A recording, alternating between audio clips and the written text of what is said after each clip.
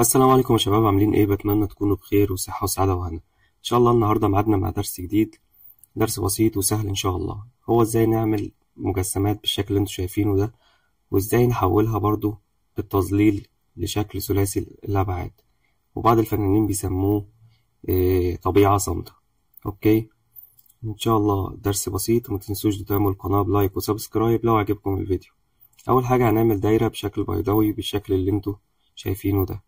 بعد كده هنعمل خطين بالطول بالشكل البسيط ده، وهنيجي هنا في نص الشكل البيضاوي اللي عملناه تحت ده، ونعمل خط كده، ونعمل خط كأننا بنعمل زائد ونطلع بيه لفوق. هنيجي فوق هنا وهنعمل برضو شكل بيضاوي بالشكل ده. الموضوع سهل جدا وبسيط.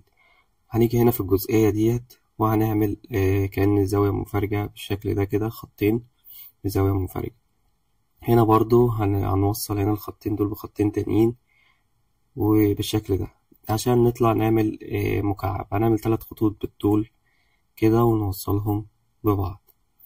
الموضوع سهل جدا وبسيط. وهنعمل خطين فوق، تمام، خط من هنا بالطول الأول، وبعد كده نوصله من النقطة دي للنقطة دي، ومن النقطة دي للنقطة دي. الموضوع سهل جدا ومفيهوش أي صعوبة لحد الآن. هنيجي في الجزئية ديت وهنعمل علامة زائد بالشكل ده. أنا كنت أقدر أعمل دايرة مرة واحدة، بس أنا قسمتها ل4 أجزاء عشان خاطر يكون الموضوع سهل عليكم، وتقدروا تعملوها برضو بالمسطرة لو عندكم مسطرة فيها دواير.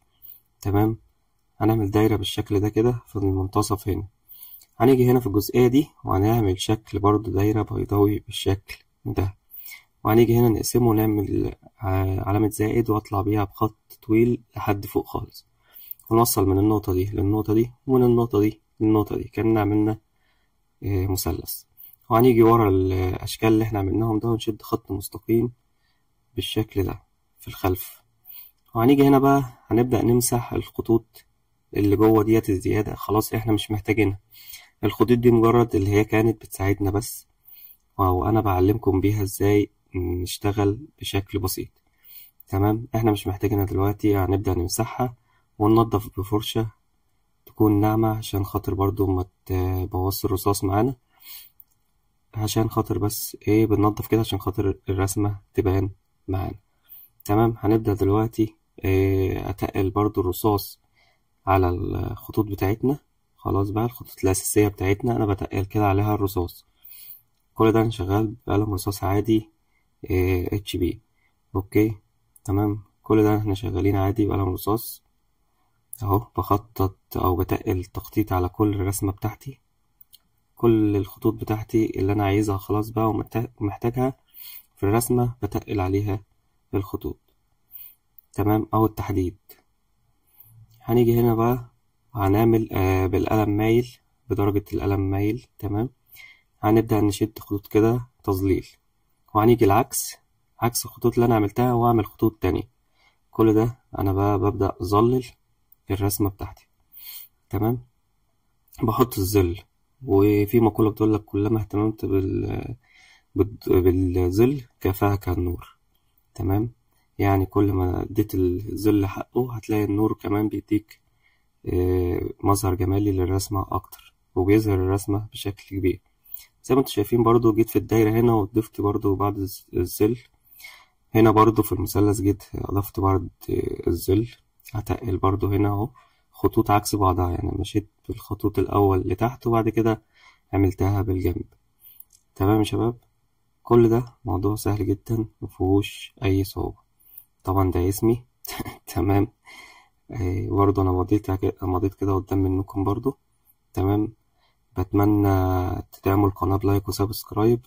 تمام، تشتركوا في القناة يعني لو عجبكم الفيديو وبتستفادوا من الفيديوهات. هنا برضه هبدل بقى القلم بتاعي وأجيب قلم 8B. تمام، قلم يكون درجة تقيلة شوية، وأضيف بيه الظل هنا، أتقل يعني الظل بالشكل ده.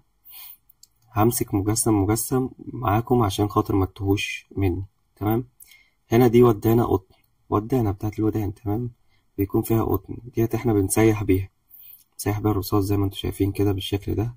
هي بتسيح الرصاص. هبدأ برضو امسح كده الحاجات اللي هي الرتوش اللي طلعت مني بره. تمام، طول ما انت شغال لو في رتوش طلعت بره تيجي تمسحها عادي بالجومة او بالاستيكة زي ما بتقولوا عليها عندكم. تمام. انا كده بسيح الرصاص. دلوقتي انا استخدمت برضو من شوية المنديل، لان ممكن تقولي لا انا ما عنديش ودانات قطن. لا ماشي، ممكن تسيح بمنديل عادي، تلف على صباعك وتسيح بيه الرصاص زي ما انتوا شايفين كده. اللي استخدمتها الاستيكة برضو استخدمتها عشان اظهر بيها شوية تفاصيل او لسعات ضوء كده، وسيحت برضو بالمنديل. كده انا خلصت المجسم ده. هدخل على المجسم اللي بعد منه، برضو بسيح بالودانة اهي. تمام. اهي اعواد القطن ديت اللي هي بتاعت الودان، انا بسيح بيها الرصاص. هنا برضو هتقل شوية في الجزئية دي، هتقل تظليل في الجزئية دي برضو شوية. زي ما انتوا شايفين كده الموضوع سهل جدا وبسيط.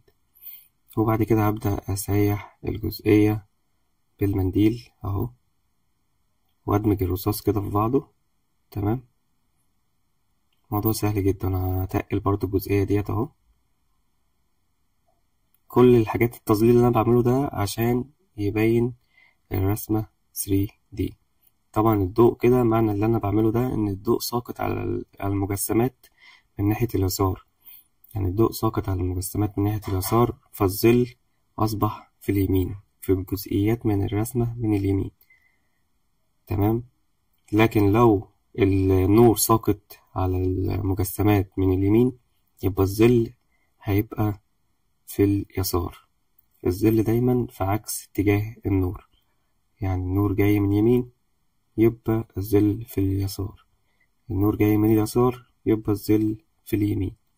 زي ما انتوا شايفين كده انا ببدأ اتقل برضو الظل كده في الدايرة بتاعتنا، وامسح الاجزاء اللي انا مش محتاجها وطلعت مني بره عن الدايرة.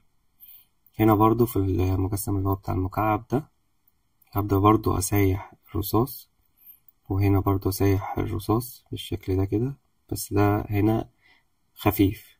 تمام. لأن ده واخد جزء من الضوء، أما الجزئية ديت فهي محجوبة عن الضوء، فببدأ اللي أنا أتقلها بالشكل ده، أو أتقل التظليل فيها بالشكل اللي انتوا شايفينه ده.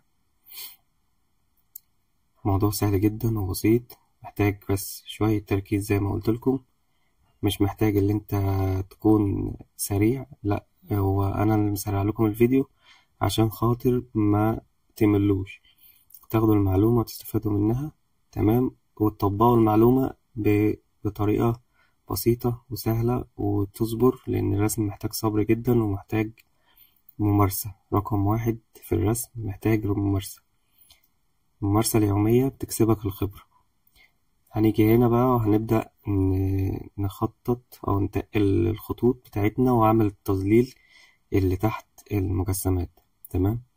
زي ما انتوا شايفين كده اهو، بعمل ظل هنا تحت الدايرة كأنها كورة. تمام.